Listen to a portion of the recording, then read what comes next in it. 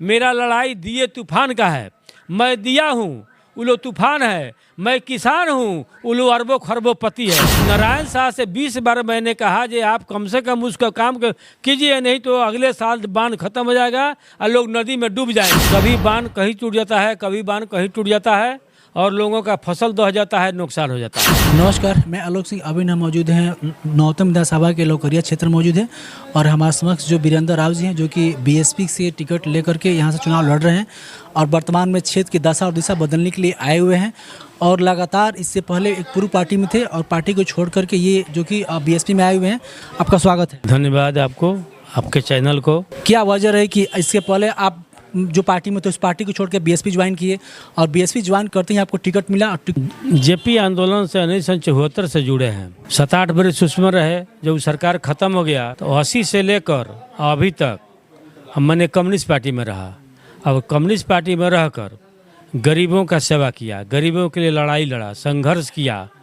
ये तमाम चीज़ हमने कम से कम 40-45 वर्षों तक मैंने यह काम करते रहे हैं। आज हमारी पार्टी जो है महागठबंधन में मिल गई और मिलने के बाद से हम लोगों को यहाँ नहीं टिकट मिला, चूँकि कम्युनिस्ट पार्टी से हम उम्मीदवार थे कि नहीं, अगर कम्युनिस्ट पार्टी की सीट मिलता है तो आप चुनाव लड़ेंगे। लेकिन हमारी पार्टी है सो मात्र 6 सीट पर सिमट गई और वो भी उधरे रह गई। इधर 5-6-7 जिला में किसी को टिकट नहीं मिला है। तो मैंने सोचा कि भाई हमको राजनीति करना है, हमको पब्लिक की सेवा करना है, पब्लिक के साथ रहना है। तो मैंने बहुजन समाज पार्टी ज्वाइन किए हैं और वहाँ उस नेता से जब हम बात किए तो बोले ठीक है, जब आप 40-45 बरस गरीबों का सेवा किए हैं तो आपको बहुजन समाज पार्टी में आपका स्वागत है और आपको हम लोग टिकट देंगे और हमारे पार्टी से आप लड़िए। इस बार नौतन विधानसभा का मुद्दा क्या होगा? किस मुद्दे पर आप चुनाव लड़ना चाहेंगे? यहाँ तो मुद्दा बहुत अधिक है। अभी तो यहाँ नौतन विधानसभा के जो दक्षिणी क्षेत्र है, जो गंडक नदी से यहाँ पड़जिरवा से लेकर मंगलपुर तक पूरा प्रभावित क्षेत्र है।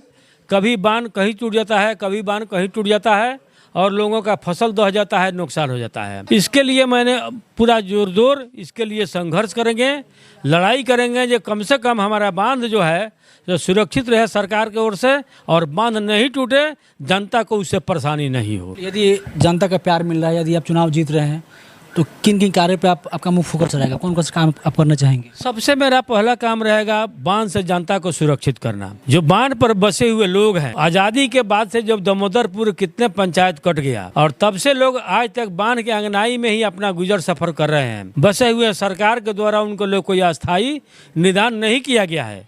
तो मेरा पहला प्राथमिकता है जो चंपारण तटबंध को मैं सुरक्षित करेंगे।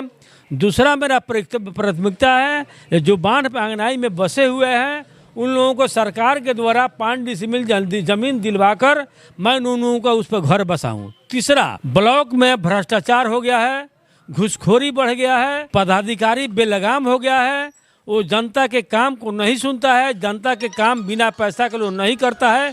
इसके लिए तीसरा मेरा संघर्ष रहेगा जनता के लिए। वर्तमान में जो विधायक नारायण शाह हैं, उनके बारे में क्या विचार है आपका? है देखिए, उनका विचार तो ये है जो हम मोदी जी के नाम पर जीतेंगे, हम भाजपा का नाम जीतेंगे, हम यहाँ कोई काम करेंगे या नहीं करेंगे, हमको यहाँ जनता हिंदू मुसलमान के मुद्दा पर हमको वोट दे देगी।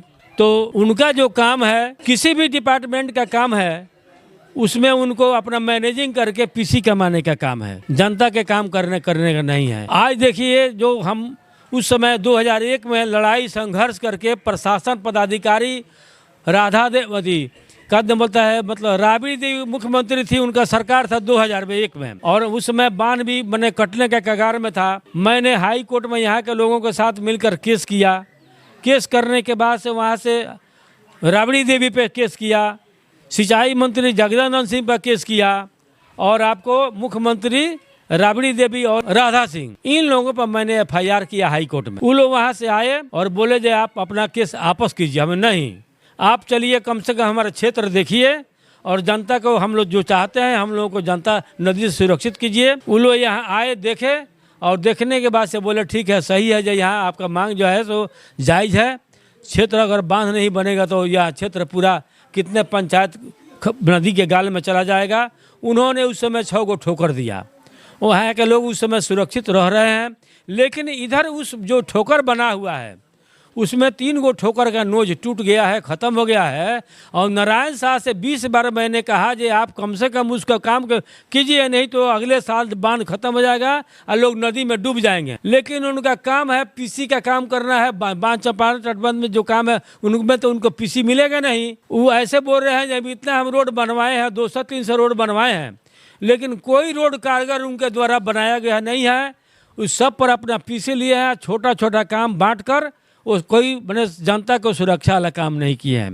मेरा चौथा प्राथमिकता है जो रोड रास्ता ऊंच हो गया है, पुल पुलिया ध्वस्त हो गया है, पानी का निकासी बंद हो गया है, यहाँ पर नदी गांव में जल जमाव हो गया है, खेत में पानी घुस गया है, धान के फसल पका हुआ है, पानी में डूबा हुआ है, कट नहीं रहा है, किसान परेशान है, मजदूर परेशान है, सबको परेशानी है। हम इसके लिए जब हम जीतेंगे तो पानी का निकासी का पुरजोर हम काम यहाँ से करके ले जाकर भरवलिया जो है गंडक नदी में उसको गिरवा दूंगा अपने फंड से पैसा देकर, और ये क्षेत्र का जनता को सुरक्षित कर दूंगा।